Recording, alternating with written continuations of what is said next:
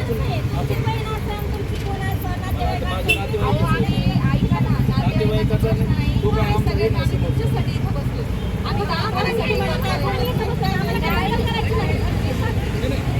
तुम्ही बसा SP साहेब ऐका ना नाही ते ऐका मला तुम्ही SP साहेबांसोबत चर्चा जर समाधान नाही समाधान झालं तर तुम्ही कलेक्टर ऑफिस समोर बसा ते लिगल हो ना डॉक्टर साहेब समाधान नाही झालं तुम्हाला जे काही प्रश्न असतील ना विचारण्याचे तुम्हाला अधिकार आहे. तुम्ही विक्टिम आहे, तुम्हाला तुमच्याबरोबर काय झालंय ना हे आपल्या कंटिन्युअस दाव्यांचा विश्वास आपण सगळं करतो मॅडम. तुम्ही विश्वास ठेवा फक्त. सस्पेंड आता हे बघा ऐका ना सस्पेंड आम्ही करू शकतो का? आमचा अधिकार आहे का ते सांगा. अधिकार आहे का तो? आपण लेटर दिलं आपलं लेटर दिलं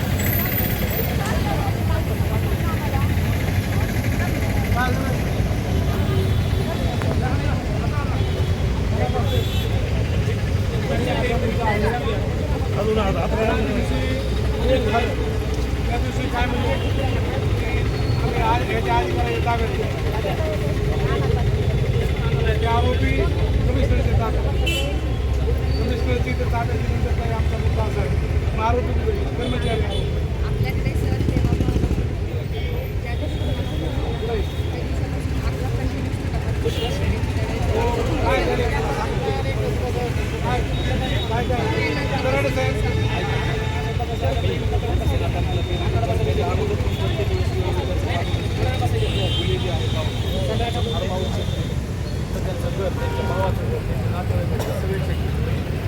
बेल रिजेक्ट झाल्यानंतर आपण पुण्याला गेलो त्याचा पोरगा उचलला आता लग्न जमलं ते सून उचलली त्यांच्या तिथं विचारपूस केली त्यांच्या फ्लॅटवर चेक केलं सगळीकडे तिथं पुन्हा एक आनंद यादव म्हणून एक राहिलं त्यांचं घर चेक केलं म्हणजे आपण शोध घेतला नाही असं डायरीप्रमाणे नाही माझे लोकेशन काढायचे तसं नाही होत स्पॉटला जाऊन आणि तुम्ही जी म्हणताय का आरोपी त्यांच्या कमिशनरच्या ताब्यात त्याला काल SP साहेबांनी त्यांच्या कमिशनरला मोठं हजर केलं इकडे बी प्रेशर टाकलं आपण त्यांच्या नातेवाईकावर टाकलं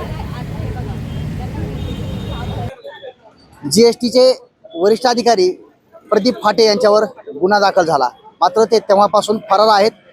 घटना पाहिली गेली तर अत्यंत खेदजनक आहे कारण बीडमध्ये एक नाव असलेलं सचिन जाधवर त्यांचं संपूर्ण कुटुंब सध्या जिल्हा पोलीस अधीक्षकालयाच्या दारामध्ये अमर उपोषणाला बसलंय।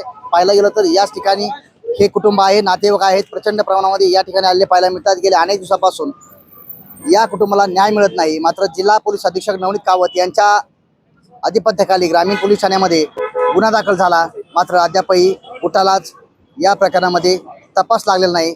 खऱ्या अर्थानं पाहिलं गेलं तर या ठिकाणी आता या जाधव कुटुंबांना कधी न्याय मिळतो याकडे आता सर्वांचं लक्ष लागलंय।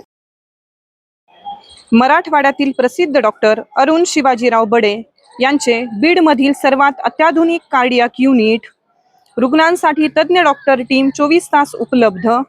येथे angiography, angioplasty, 2D echo, x-ray, sonography योग्य दरात केली जाते। संपर्क आपल्याच बीड शहरात Shivajirao heart care and imaging centre, Yashwantrao नाट्यगृहाजवळ बीड। सर आज 40 दिवस झाले FIR फाटून आणि बेल फेटाळून सुद्धा आज 15 दिवस झालेत, तरी आरोपीवर आज काहीच ऍक्शन नाही, लोकेशन त्याचं भेटत नाही, असे उत्तर आम्हाला पोलिसांकडून मिळत आहेत. आणि आज मी याच्यासाठी आमरून उपोषणाला बसले की जोपर्यंत आरोपी अटक होत नाही तोपर्यंत आम्ही उपोषण सोडणार नाही. आणि ज्या दिवशी डेड बॉडी सापडली त्या दिवशी तो आरोपी ताब्यात घेतला होता आणि आम्ही डेड बॉडी उचलूपर्यंत त्यांनी सांगितलं की आम्ही त्याला सोडणार नाही, किंवा ज्या दिवशी गुन्हा दाखल त्या दिवशी आम्ही त्याला 2 तासात समोर आणतो. मग आज अजून का नाही, त्याला का पाठीशी घातलं जातंय? GST डिपार्टमेंट कडून पण त्याला पाठीशी घातलं जातंय. आता काय मागणी कुटुंबाची आणि कधीपर्यंत तुमचं उपोषण चालणार आहे? आता पोलीस प्रशासन काय म्हणतं नेमकं? आमची मागणी काहीच नाही, आमच्या समोर तात्काळ आरोपीला अटक झाली पाहिजे आणि जोपर्यंत आरोपी अटक होत नाही तोपर्यंत आम्ही इथून उठणार नाही. पोलीस प्रशासन काय म्हणतं तुम्हाला नेमकं? पोलीस प्रशासन आम्हाला इथून उठायला सांगते, आमचे प्रोसेस चालू आहे, ह्या त्या गोष्टीत अशी उत्तर मिळतात आम्हाला आणि म्हणजे त्यांना आम्हाला इथून उठून लावायचे. तपासासंदर्भात सकारात्मक तुम्हाला माहिती मिळते का? काय आतापर्यंत झालंय, काय नाही झालंय? हो सर, म्हणजे पूर्ण माहिती भेटलेली नाही, प्रोसेस चालू आहे, तपास चालू आहे, अशाच गोष्टीची उत्तर आम्हाला भेटतात. आरोपीला तर पाठीशी घातलंच जातंय आणि मला माझ्या लाडक्या भावाला सीएम सरांना एवढीच मागणी की त्यांनी लाडक्या बहिणीची मदत करावी आणि ह्याच्यावर कठोर. आणि आज सभागृह संपण्याच्या आत या विषयावर का बोललं जात नाही, सचिन जाधव प्रकरणात का बोललं जात नाही, कुणीतरी हा मुद्दा उचलला पाहिजे ना. एवढं मोठं प्रकरण झालंय सर, ते GST ऑफिसर होते बीड जिल्ह्याचे सर आणि आपले पालकमंत्री सुमित्राताईंनी पण या गोष्टीवर म्हणजे मला न्याय देण्याचा प्रयत्न करावा.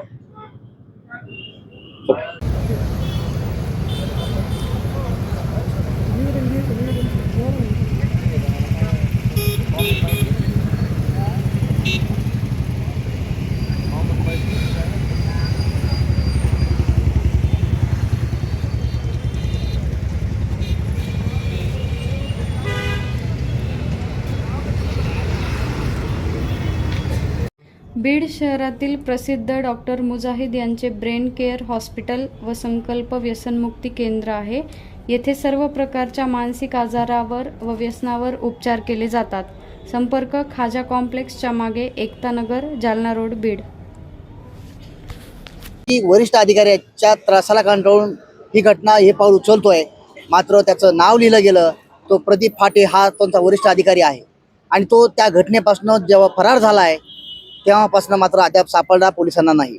मात्र एकीकडे पाहिलं गेलं तर मागच्या जी काही घटनाक्रम होता त्या घटनाक्रममध्ये असताना ठोस पुरावा असताना पोलिसांनी ग्रामीण पोलीस स्टेशनला गुन्हा दाखल करून घेण्यास टाळाटाळ केली होती. मात्र संघर्ष केला, नातेवाईकांनी आंदोलन त्या ठिकाणी प्रयत्न केला, त्यावेळेस मात्र कुठं मुख्य आरोपी असणारा प्रदीप फाटे याच्यावर गुन्हा दाखल झाला. मात्र गुन्हा दाखल्यापासून तो फरार आहे.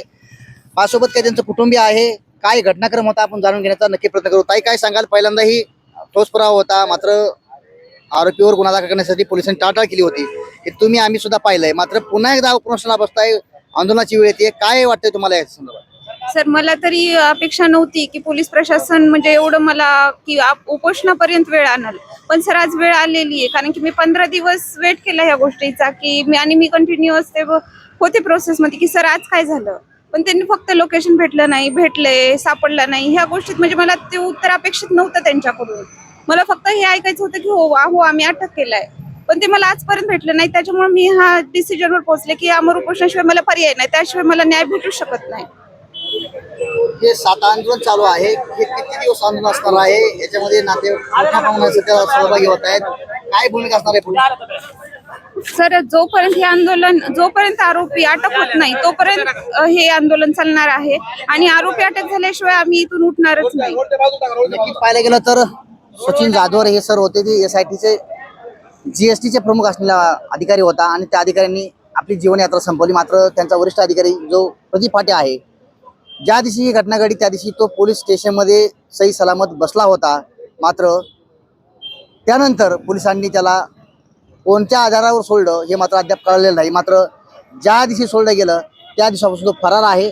गेल्या तब्बल 1 महिन्यापासून प्रदीप फाटे हा आरोपी मुख्य आहे आणि तोच फरार आहे. आणि विशेष म्हणजे GST विभागाचा प्रमुख असणारा तोच वरिष्ठ अधिकारी आणि त्याच्याच त्रासाला कंटाळून या सचिन जाधव या वरिष्ठ अधिकाऱ्यांनी देखील आपली जीवनयात्रा संपवली. त्याच्या संघर्षामध्ये त्याला न्याय मिळावा म्हणून सर्व कुटुंब, नातेवाईक, जिल्हा पोलीस अधीक्षक नवनीत कावत यांच्या दारामध्ये अमर उपोषणाला बसलेले पाहायला मिळत आहेत. आता यांना न्याय कशा पद्धतीने मिळतो, जिल्हा पोलीस अधीक्षक काय न्याय देतात आणि पोलीस यंत्रणा काय करते हे येणारा काळच ठरवेल. मात्र सध्या तरी जिल्हा पोलीस अधीक्षक कार्यालयाच्या दारामध्ये हजारोच्या संख्येनं या ठिकाणी आमरण उपोषणाला नातेवाईक येताना पाहायला मिळत आहेत.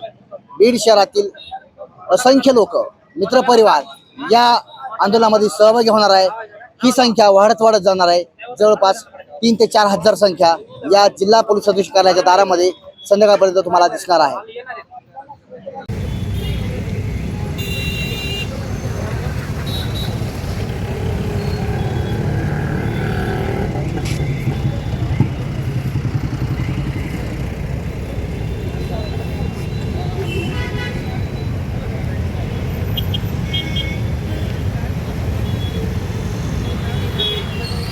आपल्या बीड शहरात भव्य दिव्य स्वरूपात स्वस्त दरात घर बांधकामाचे मटेरियल मिळण्याचे एकमेव ठिकाण चौरे हार्डवेअर बीड. या ठिकाणी तार, खिळे, सिमेंट, लोखंड, सल्ला, केमिकल इत्यादी साहित्य होलसेल दरात मिळतील. संपर्क यशवंतराव चव्हाण नाट्यगृहाजवळ बीड. याच परिसरात 4 मोठे हॉल आणि 4 गाळे किरायाने देणे आहे. संपर्क 98 50 16 39 07.